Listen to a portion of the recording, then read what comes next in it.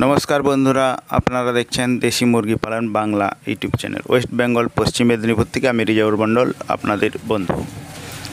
আজকের বিষয় কোলিন ক্লোরাইডের অভাবে মুরগির শরীরে কি অসুখ হয়। যে কোনো জিনিস সম্বন্ধে কিংবা ব্যবসা সম্বন্ধে আপনার যদি কিছুটা ধারণা থাকে তাহলে আপনি বড় ধরনের ক্ষতির হাত থেকে কিন্তু সহজেই বাঁচতে পারবেন। তাই কোনো কিছু ব্যবসা কিংবা চাষবাদ করার জন্যে আপনাদের তার সম্বন্ধে কিছুটা ধ্যান ধারণা থাকা অতি অবশ্যই জরুরি।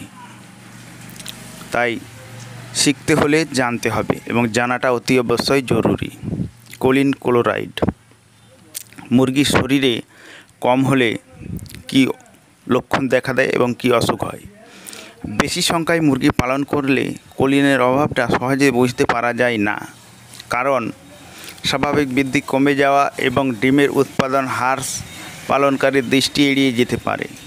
আসলে মারাত্মক ক্ষতি হয় মুরগির দেহের ভেতর, কারণ ওদের যকৃতে ফ্যাট জমে যায়। এইভাবে ধীরে ধীরে যকৃতের ফ্যাট বা চর্বি জমে যাওয়ার ফলে শেষে মুরগির মৃত্যু ঘটে।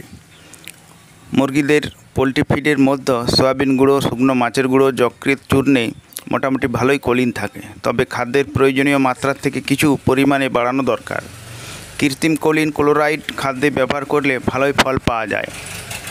এবং আপনি যদি দেখেন যে হঠাৎ মুরগি মারা গেছে এবং আপনি যদি পোস্টমর্টম করেন তাহলে মুরগির যকৃতে দেখবেন ফ্যাট জমেছে এবং জেলির মতো জিনিস যকৃতে জমার জন্যে হঠাৎ করে মুরগি মারা যেতে পারে।